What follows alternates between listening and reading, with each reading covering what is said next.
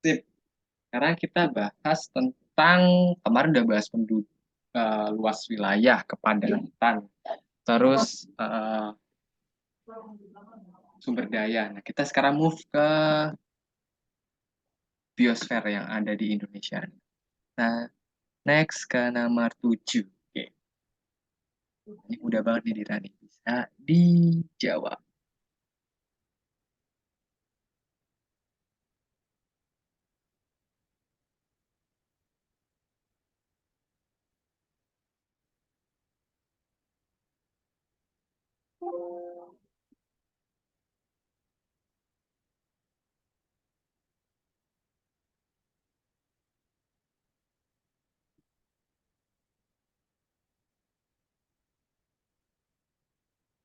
Ini yang nomor 7 kan ya? Iya, nomor 7.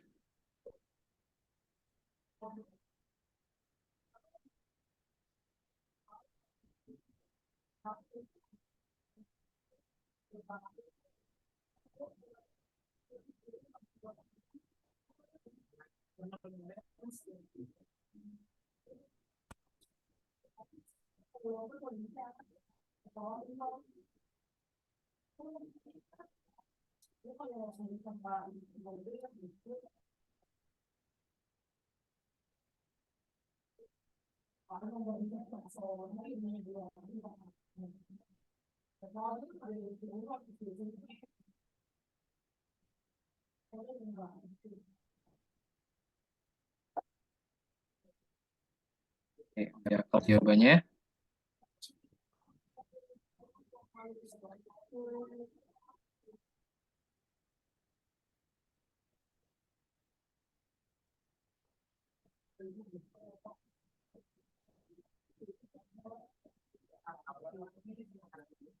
Hmm, yang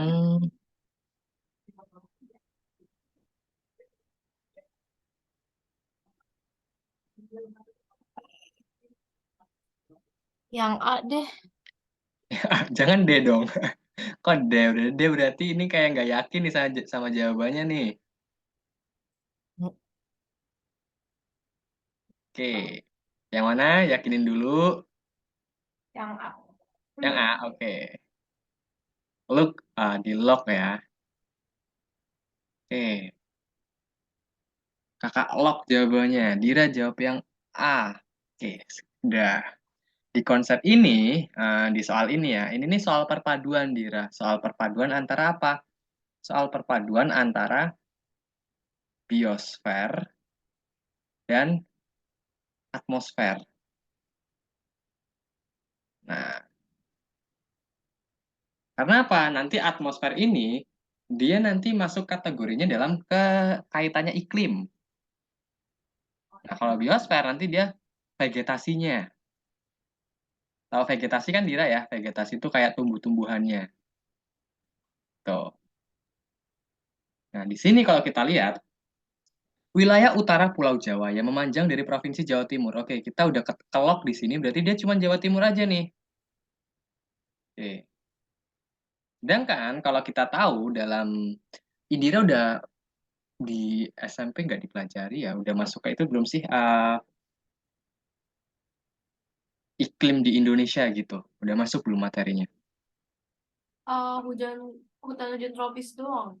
Oh, hutan hujan tropis doang. Oke. Kalau di Olimpiade IPS, dia diituin lagi nih, didetailin lagi Dira. Jadi di Indonesia itu berdasarkan iklim Köppen, Köppen.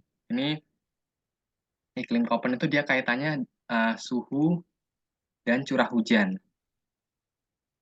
Nah, dalam kaitannya iklim Köppen, Indonesia itu terbagi jadi tiga Dira. Jadi AF simbolnya, AM, AW. Nah, ini inti dari Köppen. Nah, AF ini yang kita kenal sebagai hutan hujan tropis. Nah, sedangkan AM yang kita kenal sebagai hutan musim atau tropis musim di sini. Nah, kalau di sini AW, AW ini yang kita kenal sebagai savana tropis. Jadi cuman ada 3 ini. Berarti di luar dari 3 ini salah. Jadi nomor 7 ini uh, Indira kena minus nih. Oke, nggak apa-apa. Kita namanya belajar ya gitu. Kak, maksud hutan heterogen ini apa? Hutan heterogen ini adalah tumbuhan yang heterogen.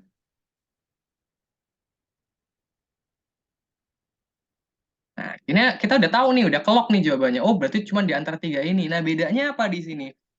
AF itu adalah yang kita kenal hutan hujan tropis. Ciri utama dari AF ini adalah berkanopi lebar.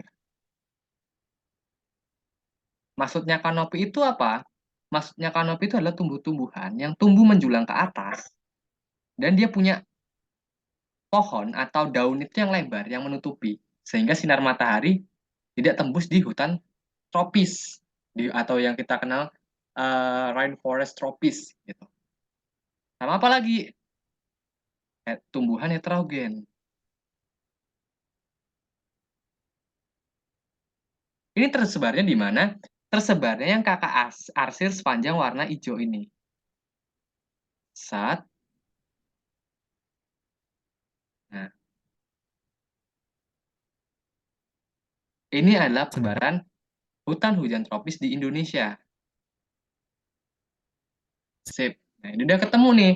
Berarti di sini Jawa Timur masuk nggak? Enggak. Karena apa?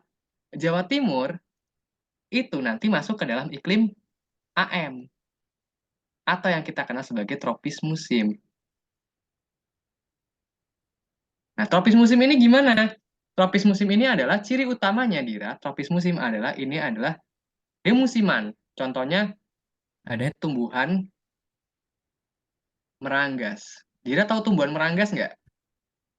Oh, enggak. Tumbuhan meranggas itu ketika musim kemarau, dia itu menggugurkan daunnya. Nah, tapi ketika musim hujan, dia subur banget. Makanya ini ciri-ciri utama dari tropis musim.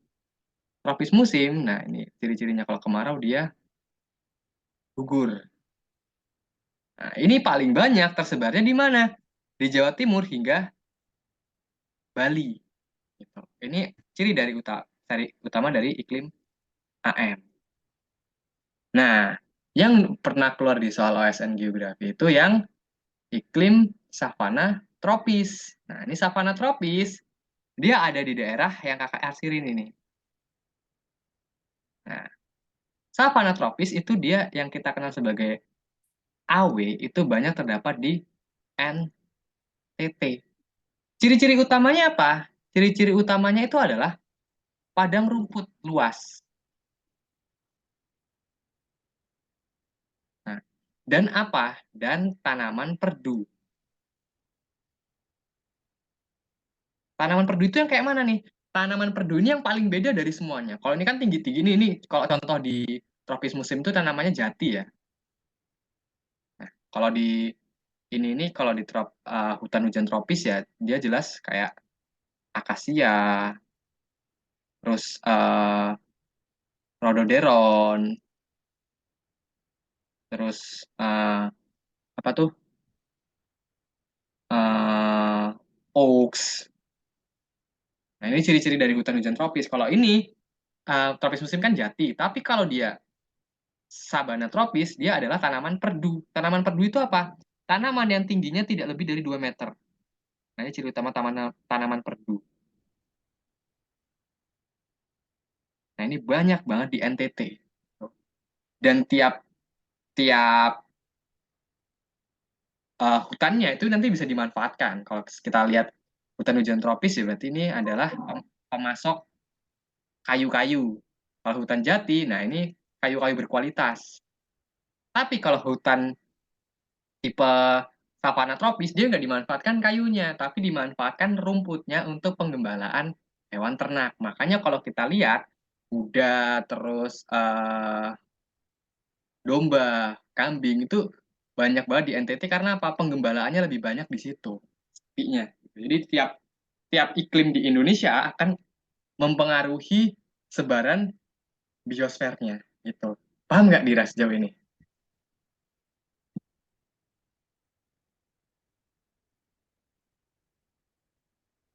Oke, bisa dipahami Dira? Paham. Oke, paham ya? Oke, silakan boleh dicatat dan dipahami dulu ini luasannya, berarti yang harus kita ketahui. Nanti ada lagi nih, ada yang namanya iklim monsun. Iklim monsun beda lagi. Ada iklim ekuator, iklim monsun, sama iklim lokal. Ntar kita bahas di akhir kalau udah ketemu berapa benernya. Seperti biasa, kalau udah selesai nyatet bilang ya.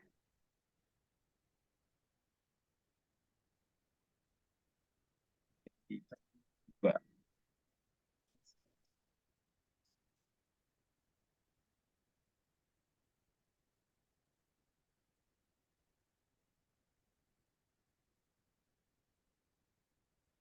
Oh, udah Kak. Oke, udah ya. Clear dulu. Gak apa-apa. Soal-soal pertama salah dulu. Ya, di latihan salah dulu apa? Gak apa-apa. Habiskan jatah salahnya di latihan. Gitu ya. Oke, next kita ke soal berikutnya. Nah, ini yang agak susah. Yang khas banget. Jadi harus dibaca detail banget grafiknya.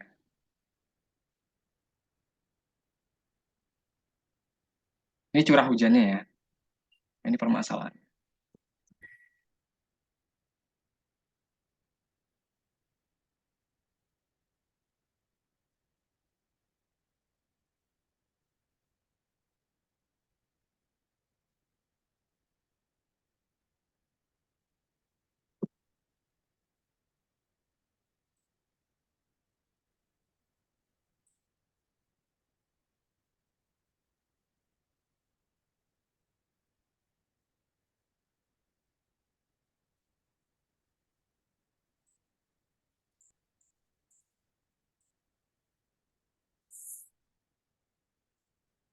Jadi,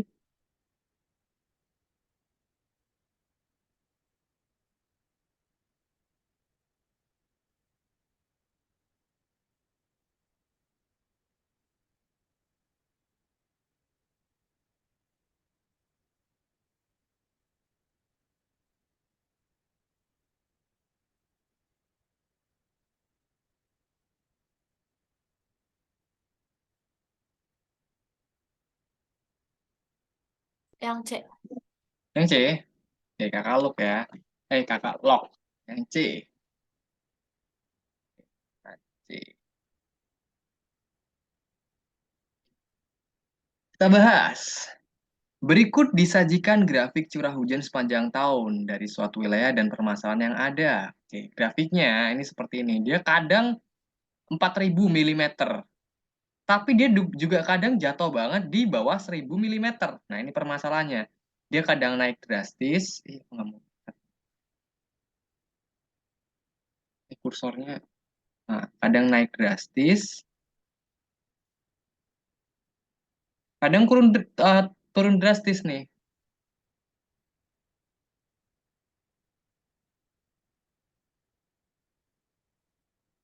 Sedangkan kalau kita lihat di sini, ini nanti berimpact pada morfologi tempat. Nih, nah, ini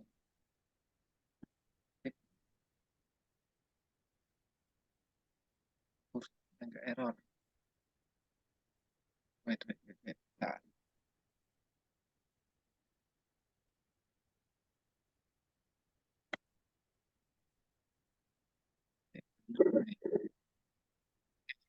sekarang kepada morfologi tempatnya nih.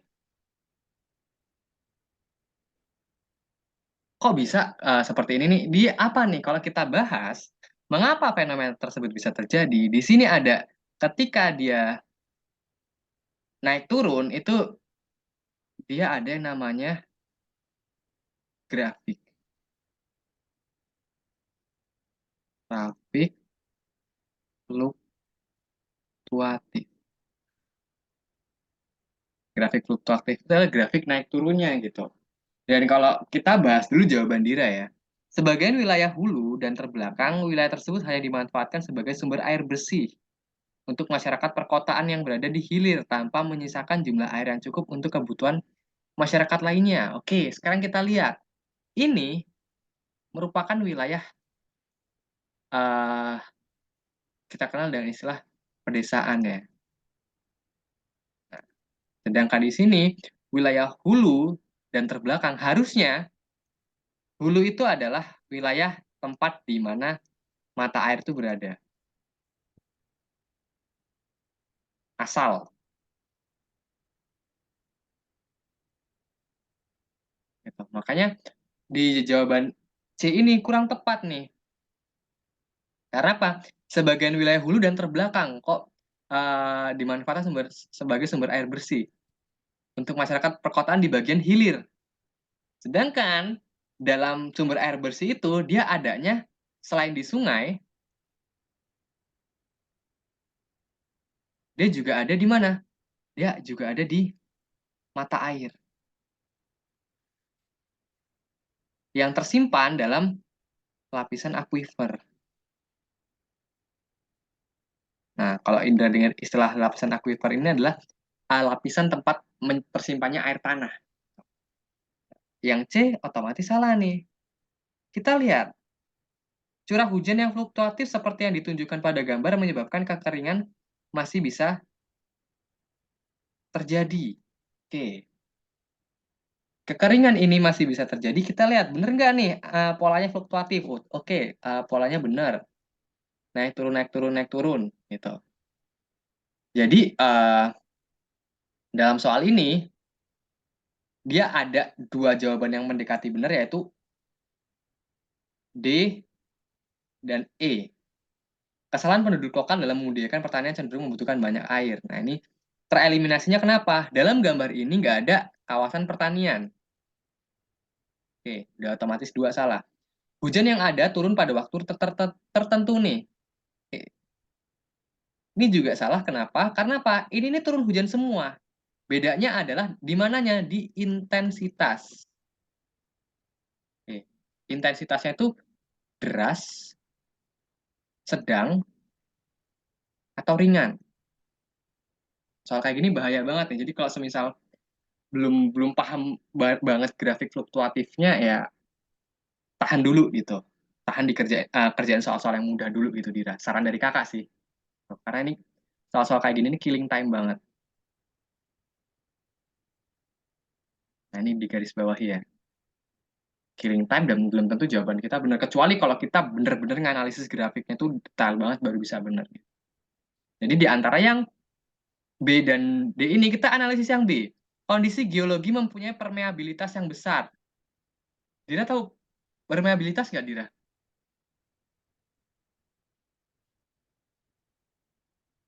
Ya,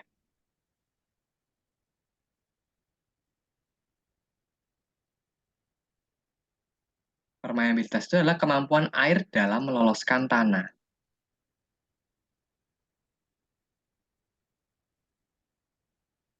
Oke. Jadi otomatis di soal ini yang benar adalah yang A. Tuh. Jadi dianalisis dulu nih Dira nih soal-soal kayak gini nih. Uh, cukup sulit gitu. Bisa dipahami Dira? Bisa. Oke. Ini dikasih catatan nih. Ada soal grafik, dua grafik kayak gini. Saran kakak skip dulu. Kerjaan soal-soal yang lebih mudah dulu. Kayak soal nomor 7 tadi kan mudah tuh kalau kita memang udah paham konsep iklim Köppen-nya. Gitu. Oke. Nah, ini kakak udah disuruh nge-screenshot screenshot lagi nih. Kakak stop share dulu ya. Kamu screenshot dulu.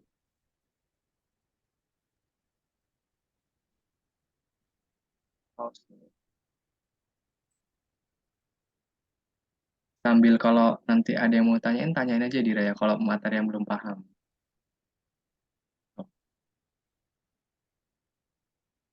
Dira yang susah banget di geografi dipahami yang mana nih, Dira?